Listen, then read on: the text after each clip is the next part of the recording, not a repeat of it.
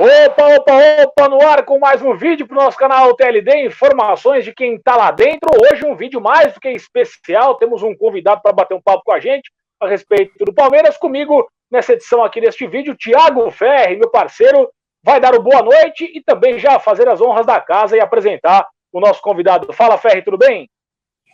Fala, Ilê, pessoal ligado no canal. Pois é, hoje um vídeo bem especial. Nosso primeiro entrevistado aqui no canal, né? O Daniel Gonçalves, coordenador científico do Palmeiras desde o começo da temporada.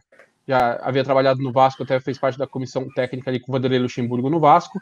E ele vai hoje conversar com a gente, nosso convidado. Queria agradecer, Daniel, por aceitar o convite e por falar com a gente. Tem muita coisa, né, para a gente falar da parte de saúde, né? Vocês fazendo novos métodos aí no Palmeiras. É um prazer, obrigado aí pelo convite, por aceitar o convite da gente. Prazer meu, Thiago, Lê, forte abraço. Vamos bater um papo aí com a galera aí, falar das atualidades. Eu vou até já começar então, Lê, fazendo a primeira pergunta. Por favor, manda ver. Daniel, a gente viu que vocês começaram nessa semana, recomeçaram os treinos, né? E por conta ainda da pandemia, pelo distanciamento social, vocês decidiram pela volta dos treinos, pelos treinos virtuais.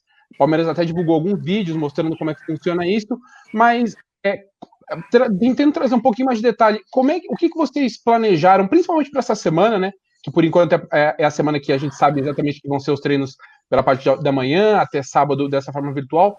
O que vocês planejaram para essa semana e como é que vocês estão colocando isso em prática de uma forma, imagino que você nunca tenha trabalhado dessa forma, né? Uma coisa nova para todo mundo.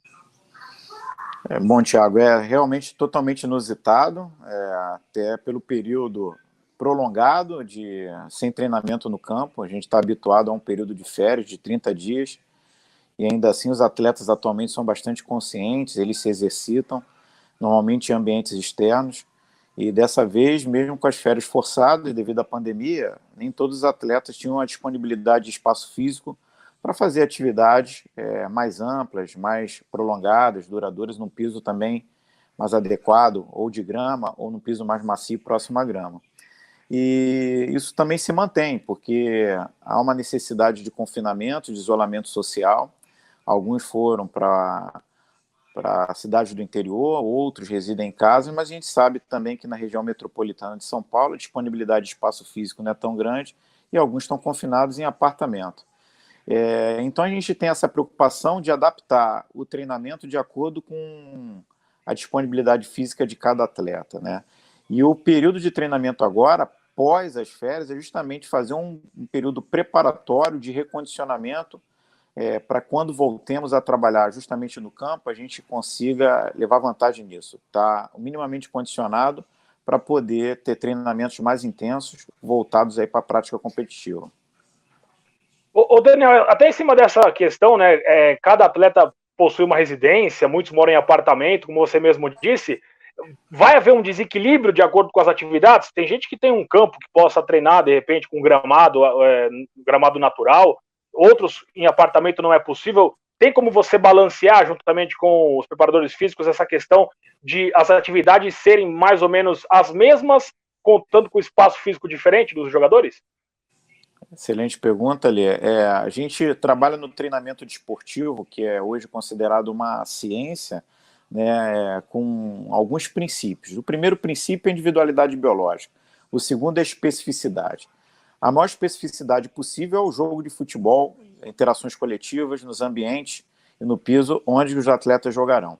Então, obviamente, quando o atleta tem um piso mais próximo ao piso do jogo, ele teoricamente leva vantagem. Mas tem outras questões que a gente tem que analisar conforme a individualidade, conforme é o treino pregresso. Então, a gente está analisando inúmeras possibilidades em um ambiente complexo para que a gente consiga uniformizar essa questão de forma física dos atletas.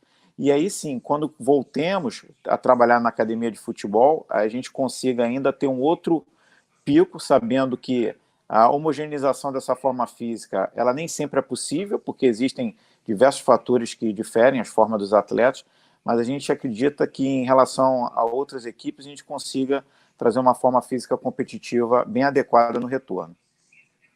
Daniel, pensando na parte mais técnica da coisa. Como é que vocês decidiram, escolheram pelo método que vocês estão fazendo agora? Que é basicamente, né, não vou dizer que é uma conversa assim como a que a gente está tendo, mas é mais ou menos isso, é uma sala, né, em que os jogadores entram, tem membros ali do Núcleo de Saúde e Performance na academia de futebol mostrando como é feito o treino, e como é que vocês conseguem, porque uma sala ali com 30 pessoas, e vocês acompanhando o que eles estão fazendo, como é que vocês fazem tecnicamente para conseguir ver como os jogadores estão performando, como é que eles estão fazendo as atividades que vocês pedem, tendo tanta gente aí numa mesma sala ao mesmo momento? Perfeito. Já é uma realidade, né, essa questão virtual, potencializada nesse tempo de isolamento, em tempos de pandemia, e a gente procurou analisar, estudar as melhores ferramentas que estão disponíveis no momento para que a gente consiga fazer um treino coletivo em tempo real e de maneira remota. Então, o melhor local para poder aplicar esse treino ou passar esse conteúdo, a gente encontrou a própria academia do Palmeiras. Então, lá foi adaptado tipo um estúdio mesmo, com vários telões, onde, além dos profissionais, dos preparadores físicos, passarem em tempo real as ações e terem as vozes de comando, né, os estímulos, não só de tempo, mas também orientando, corrigindo os atletas, eles também veem nos telões individualmente as execuções e conseguem corrigir. É claro que essa é uma situação que vai se desenvolver muito, é uma nova realidade, a gente não sabe, conforme, mesmo no retorno, se teremos outras curvas da pandemia forçando novos isolamentos. Eu acho que o Palmeiras já está caminhando a passos largos a também se adaptar a uma nova realidade, que seria de treinos em tempo real, coletivos, de maneira remota.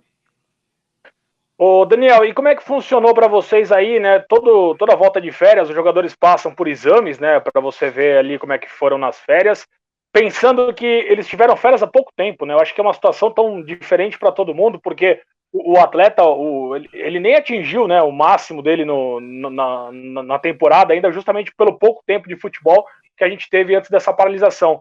Como é que foram feitos esses exames e o quanto que você imagina que essa parte física fique prejudicada ao longo do ano, por mais que você tenha aí um trabalho, numa pré-temporada até começar de fato o futebol novamente, mas a gente sabe que existem essas questões, né, do pouco tempo que eles tiveram de jogo mesmo, de ritmo de partida, agora para de novo, né, um treinamento em casa, sem ter muito contato com o que eles vão encontrar pela frente.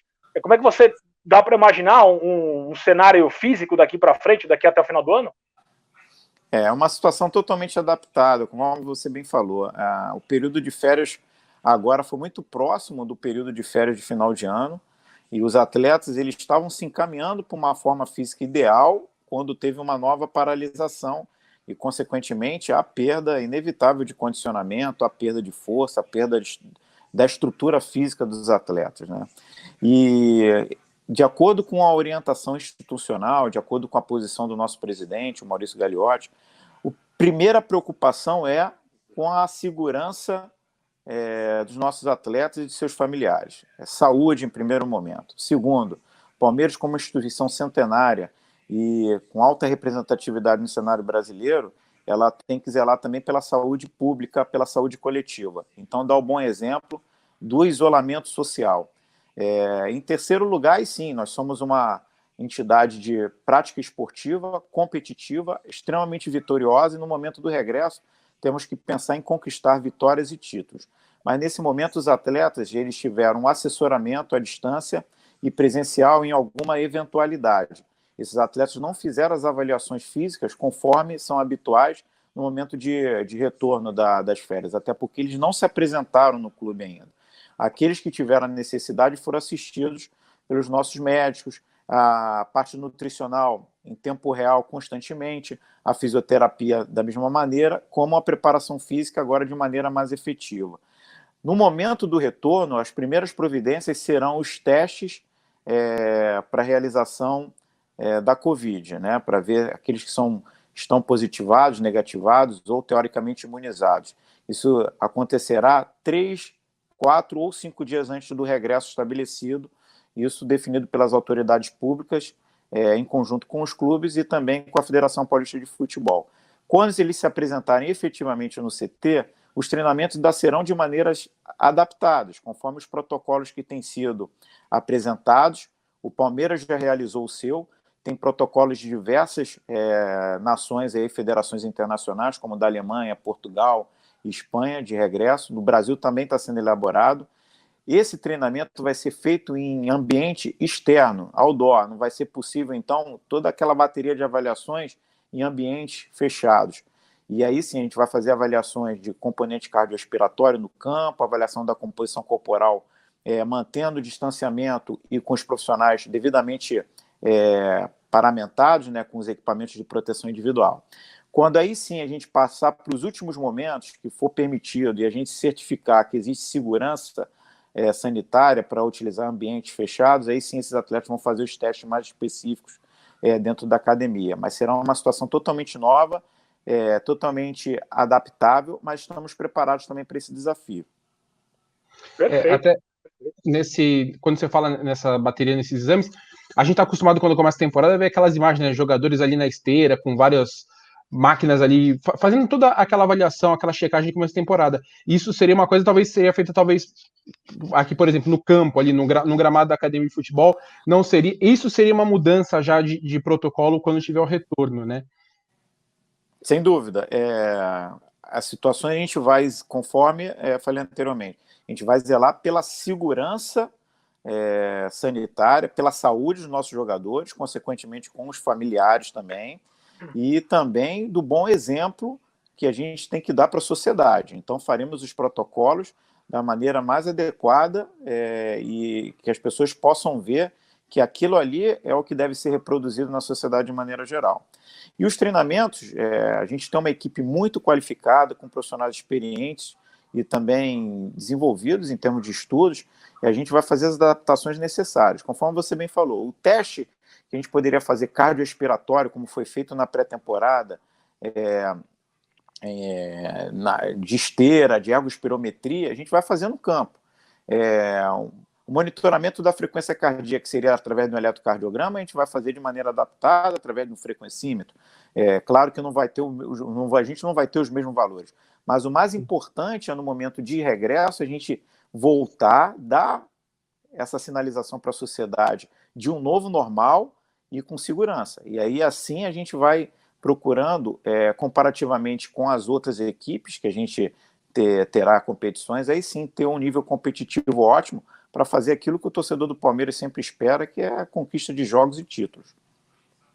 Ô, Daniel, a semana passada eu estava conversando na Rádio Transamérica, onde eu trabalho também, com o Evair, né, atacante que fez história, né, não só no Palmeiras, mas em outros clubes, e a gente falava justamente das diferenças do futebol da década de 90 para de agora, né, onde ele falava, pô, eu corria na minha época 3, 4 quilômetros, eu não, né, mas os jogadores naquela época corriam 3 a 4 quilômetros, hoje os caras chegam a correr 12, 13 quilômetros, e até me pergunta em cima disso, sobre a sua função, sobre esse novo formato que foi feito, né, essa questão do coordenador científico, você, juntamente com o seu corpo, claro, eu estou personificando todo um trabalho de muita gente por trás disso. Como é que você e os profissionais que trabalham contigo fazem com que o jogador hoje consiga correr 13 quilômetros num jogo com uma intensidade absurda? Qual foi o momento que o futebol mudou e como é que vocês foram inseridos, né, de acordo com a capacidade de cada um para poder fazer com que os atletas hoje sejam verdadeiras máquinas? A gente tem alguns marcos, né, históricos, né? A gente pode começar lá na década de 60 com a Copa do Mundo da Inglaterra, onde foi estabelecido o futebol força, com a Olimpíada e com a Copa do Mundo do México, com jogos na altitude que necessitaram um desenvolvimento científico muito bem definido, e o Brasil levou vantagem naquela Copa do Mundo com diversos estudiosos, o professor Lamartine, Cláudio Coutinho, Parreira, Admildo Chirão na preparação física, e na década de 70 realmente se iniciou o período científico, né? Várias ciências foram implementadas no futebol. Chegou num ponto que o futebol ele é, comercialmente falando, tão importante que existem atualmente as ciências do futebol. Primeiramente, as áreas da saúde, como medicina, fisiologia, a própria preparação física, elas foram mais fortemente inseridas como ciências do futebol. Mas a gente não pode negligenciar outras ciências que não são da saúde.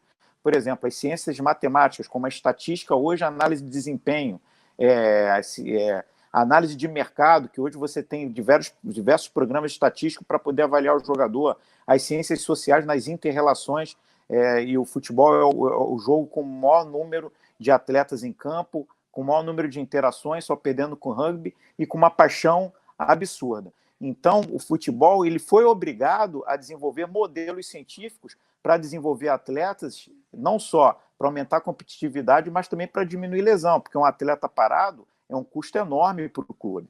Na Europa se estabeleceu a figura do Sport Science, né, que é a figura do coordenador científico aqui no Brasil, e o Palmeiras, como é um clube de vanguarda, nota-se pela academia de futebol, amplamente desenvolvida, no que há de mais moderno, instituiu essa figura em 2015, na presença do Altamiro Bottino, que me antecedeu, depois na figura do Omar Feitosa. Então, é um clube que está sempre atento não só ao desenvolvimento tecnológico, científico, mas principalmente de aprimoramento humano, de recursos humanos. E todos os nossos profissionais são profissionais com cursos, com estudos, altamente antenados às novidades do mercado. E para corroborar com isso, a gente tem uma comissão técnica extremamente experiente e vitoriosa, que coloca também intuição também nos processos, que é o caso do Vanderlei e do Melo, altamente vitoriosos. Então, essa junção da liderança, da experiência e da intuição dos profissionais mais veteranos, mais longevos, com a ciência e com a juventude do Palmeiras, a gente acredita que vai dar grandes frutos, principalmente com essa linha institucional do Palmeiras de investir em ciência e tecnologia. E, Daniel, você falou da relação com o Vanderlei e com o Melo, e por mais vitoriosos que eles sejam, nem eles viveram o que está acontecendo agora, né? E quando vocês pensam numa pré-temporada, numa volta aos trabalhos, vocês sempre pensam, né? Os jogadores vão se representar dia 6, por exemplo, dia 20 a gente tem jogo, então vocês montam todo um planejamento para que os jogadores tenham condições de estar prontos para um jogo no dia 20, por exemplo, depois de 2, 3 semanas de pré-temporada. A gente não sabe nem o que vai acontecer semana que vem, né? A gente não sabe qual que vai ser o próximo passo aqui no futebol brasileiro, até na saúde do Brasil como um todo. Então, como é que vocês programaram esse retorno aos trabalhos do Palmeiras? Como é que vocês estão planejando em cronograma esse retorno, sem saber quando vai poder ter um treino físico ali na academia de futebol, quando vai ter uma partida oficial novamente? Thiago, essa pergunta ela é constantemente feita, até mesmo nos grupos dos profissionais do futebol, né? Porque a periodização do futebol ela difere um pouco do planejamento convencional de um projeto, onde você tem um marco zero e a partir dali você vai estabelecendo fases de acordo com as metas atingidas. O futebol é feito de frente para trás, ou seja, você tem um jogo-alvo e você tem um tempo de preparação, e ali você prepara um pouco mais ou menos, acelerando processos e ajustando a tua equipe no caráter coletivo. Realmente há muitas incertezas, né? Porque no primeiro momento os atletas eles terão que cumprir esse protocolo de treinamento individual. A ideia é você treinar 4 ou 5 atletas no espaço de 70 mil metros quadrados, ou seja, num campo de 105 por 68, vão só treinar grupos de 5 atletas. Como o Palmeiras tem uma grande estrutura física, vai permitir, com 3 campos, vai permitir que esses atletas fiquem espalhados, mas não haverá interatividade, né? Deveremos ter distanciamento. Isso, obviamente, vai afetar também no desenvolvimento coletivo da equipe, não só do Palmeiras, como das outras equipes. Então, a gente vai fazer por fases, a orientação do Vanderlei é essa, nesse primeiro momento, a gente nos concentrar nesse trabalho mais virtual, para que a gente consiga condicionar, e com todos os controles possíveis, e com auxílio da tecnologia, e também da extrema aderência dos nossos jogadores. No segundo momento da apresentação, se preocupando com a saúde, com o regresso paulatino, e que a gente minimize a possibilidade de casos infectados e também desenvolvendo a condição física dos nossos atletas, para depois evoluirmos para as outras fases, até atingir a fase de condicionamento. Já temos esboços, já saberemos como trabalhar, mas não temos as convicções, até porque a gente não tem nem ainda, conforme você bem falou, Thiago, a data de regresso aos treinamentos e muito menos dos jogos. Só para emendar isso aí... Trabalhar bem no escuro, né, Ferri? É complicado. Exato. Isso aí, cara. E até, você falou, não tem uma data, mas vocês conseguem, até pelas conversas que vocês têm com a federação, mesmo com o governo estadual, com a parte de saúde, vocês têm uma ideia de quando, mais ou menos, vocês vão poder, pelo menos, iniciar esses trabalhos com 3 jogadores por campo, assim, essas atividades, começar as atividades físicas, tem alguma previsão, assim, mais ou menos, de quando isso pode acontecer? O Palmeiras está completamente alinhado com a determinação e com as opiniões das autoridades sanitárias, né, da Secretaria Estadual de Saúde, do Governo do Estado e também da Prefeitura. Não há previsão nesse momento. A gente acredita que só haja uma liberação quando a gente tiver uma situação de aceleração negativa da curva, ou seja, quando os casos começarem a cair, que seria um sinal de menos possibilidade de saturação do sistema de saúde, porque hoje, em tempos de epidemia, é inevitável o contágio, né? A gente consegue minimizar o contágio e fazer com que o sistema de saúde dê uma melhor assistência para aqueles que estão doentes, né? Então, se a gente retorna no momento de aceleração dessa curva, a gente pode estar contribuindo para um novo aumento dos números de casos e saturar o sistema de saúde. Então, a gente só acredita quando houver uma aceleração negativa. Mas isso vai muito depender das conversas e dos especialistas. A gente tem grandes especialistas na área da saúde aí nos liderando em termos governamentais e a gente vai aguardar esse posicionamento. Ô Daniel, na resposta anterior você falou a respeito de contusões, né? Um jogador, ele contundido para o clube, ele é um prejuízo muito grande, né? E a gente pôde presenciar recentemente a troca do gramado, né, do Allianz Parque para o gramado sintético. E é uma curiosidade que eu tenho, porque eu cresci ouvindo de que jogos em gramado sintético tendem a você ter uma lesão mais fácil, né? Lesões com maior facilidade. Eu queria saber de você se existe uma preocupação com relação a isso ou não é porque, de repente, esse gramado mais moderno, ele pode se aproximar mais do que é a grama artificial. Existe algum tipo de preocupação nesse sentido ou não? O Palmeiras, quando optou em fazer a troca da grama natural pelo gramado sintético no Allianz, ele justamente fez inúmeros estudos para poder certificar das possibilidades de aumento de lesões e também do impacto disso na performance. Essa grama sintética é de uma tecnologia única, é o que há de mais bem desenvolvido nessa questão, inclusive já foi homologado pela FIFA, autorizando, e o Palmeiras está colocando uma grama também no mesmo molde, com as mesmas certificações também no centro de treinamento, para que os atletas consigam se adaptar. É claro que existem situações a adaptar, por exemplo, o tempo de bola, as situações de mudança de direção e etc., mas é uma grama muito próxima à grama natural. Tanto é que a gente não teve nenhum tipo de problema nos jogos que a gente realizou nessa temporada. E em relação à sua pergunta, Lê, realmente faz sentido, porque a gente teve um aumento considerável de casos, principalmente nos esportes recreacionais, né, daquele jogador de pelada, de final de semana, que gosta de jogar lá a sua rachinha lá, a sua babinha, ou o seu peladão. Acho que é o nosso caso aqui, né? É o nosso caso, né? E aí a grama sintética aumentou muito o número de lesões articulares, de lesões musculares, porque a tração era maior, prendia muito o pé na grama. Mas a tecnologia está aí para nos auxiliar e nos assessorar de qual o melhor equipamento a ser utilizado, de como a gente proceder de forma que isso não ocorra no nosso ambiente. E a gente acredita que a gente terá uma ótima temporada, inclusive controlando essas situações, porque é de alta tecnologia essa grama que o Palmeiras escolheu.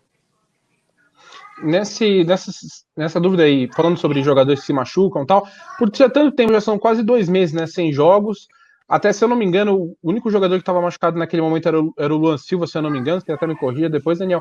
Como é que tá a situação dos jogadores assim, nessa volta? Tem algum jogador que, o Luan mesmo, ele tá ainda num retorno de lesão? Como é que tá os jogadores nessa situação? Estão todos os jogadores aptos a fazerem todas as atividades que vocês estão prevendo para esse começo? Como é que tá isso? Estão todos aptos, inclusive no treinamento de hoje, né, possivelmente disponibilizado aí pela TV Palmeiras, a gente percebe a execução de todos com muita intensidade. Então, no momento de retorno às atividades na academia de futebol, todos eles estarão liberados, professor Wanderlei Luxemburgo. Boa. Agora aí, tem que estar todo mundo bem, né, Ferri? Tem que estar todo mundo bem, inteiro, com o equipamento e com a conexão boa. Acima de tudo, a conexão tem que ser boa para poder passar aí o treinamento online para a rapaziada do Palmeiras, né? Sem dúvida, né? Hoje em dia aí a exigência da internet boa, né? Conexão boa. Né? E aí os jogadores também, jogadores são antenados. Eles conseguem aí dar o jeito dele, né? ou bota uma internet melhor É. em casa, ou então, pô, bota o 4G numa situação boa aí do celular e vamos Pelo tocar. amor de Deus, né? Tem que assistir aquele filme no streaming, pô, tem que ter internet boa. Hoje em dia não é mais do que Verdade. necessário. Não rateou a internet de ninguém aí nesses treinos desses primeiros dias aí. Funcionou de todo mundo normalzinho, né? Não, de vez em quando dá uma rateada, né? Mas aí sai e volta, né? Dá uma congelada na imagem. É natural nesse período aí inicial aí que a gente tem alguns problemas. Mas isso aí eu tenho certeza aí que em curto espaço de tempo vai ser uma situação muito prática e usual. Vislumbrando o cenário futuro. Pô, você quer dar uma folga de 2 dias para os atletas, para eles interagirem com a família, isso aí. Então, pô, ele viaja, já leva um implemento, um material, mas ele sabe que vai fazer um treino virtual, em tempo real, com todos juntos, com a orientação dos profissionais do clube. Eu acho que isso aí chegou para ficar. E como é que foi a aceitação deles, ô Daniel? Eles curtiram a ideia? Claro, novidade para vocês, para eles também. Acho que me pareceu, pelo que a gente pôde perceber, que a galera gostou aí dessa alternativa criada pelo Palmeiras, né? Sem dúvida, o grupo, o professor Vanderlei, ele é de vanguarda, né? Então, nesse período aí, ele estava sempre realizando reuniões com os atletas. Nós, no primeiro momento, elaboramos alguns vídeos para que os atletas executassem e depois dessem os feedbacks também, com outros vídeos para a gente, com alguns questionários que são respondidos habitualmente. E no primeiro momento a gente já percebeu que a aderência foi muito boa, né? No segundo momento, o professor Vanderlei fazia as reuniões periódicas, usando essas plataformas, já começou a introduzir essa questão também desse conceito, e principalmente, da aderência, né, às práticas para não perder tanto condicionamento. E na volta a gente percebeu um grupo bastante descontraído, em conversas que até me surpreendeu, a maneira como eles utilizam, a maneira como eles interagem, um brincando, sacaneando o outro, que é natural do ambiente do futebol, né? Então, a gente tem que levar coisas boas desses momentos, né? Acho que uma dessas aí é a possibilidade de interagir, de manter um alto astral, né? De manter uma felicidade aí, mesmo sem se ver pessoalmente, fisicamente, mas tendo contato legal virtualmente. E Daniel, pensando, você falou que o Palmeiras já tem um protocolo montado, né, para quando houver a volta. Você já até falou algumas coisas, treinamentos à distância nos gramados. O Palmeiras tem testes para avaliar para o Covid, já comprou testes para avaliar, depois para testar jogadores, funcionários. Se você pudesse falar um pouquinho mais também de como vai ser esse protocolo para a volta, mesmo que não tenha ainda uma data, o que já está certo, além dessa questão dos trabalhos outdoor, né, dos trabalhos no gramado, como é que está isso, por favor? Sim, o Palmeiras aí, né, o nosso departamento médico aí, liderado pelo Gustavo Magliocchi, também pelo Pedro Pontin, né, então já se preocupou já em fazer a aquisição.